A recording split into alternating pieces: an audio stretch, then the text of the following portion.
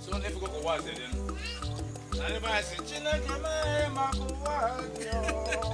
Chinakama Makowadio. I swear to you. Since I'm from what? Go on with the first housewife I think get between like this. Okuyanu. Akwete. Hey.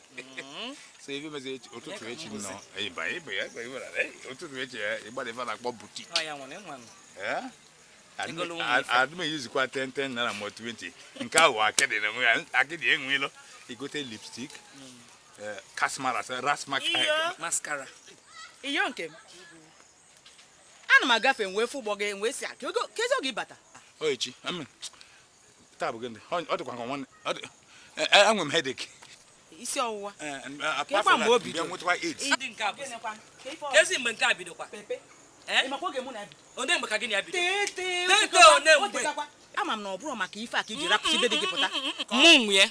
From A to Z, mụ nwunye. Chere ka atụrụ this case gente. Dokwa gị na now. Mụ nwunye. Ozgo ama na gwa unu nwe m. Nke bapia ma mama m je the same school. Gị nwa nwanne m nwa na ife m na ozgo no. Ka ife na-achọta ebe a. No. Ka ihe na-akpọtụ m. Unu enwezi ifere na ya.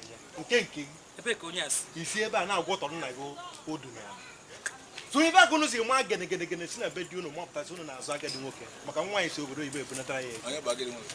Chekene na echiche. Chekene na echiche. Ọkwanụ mmadụ nwa ọgọdọ ego na-ata. Fia.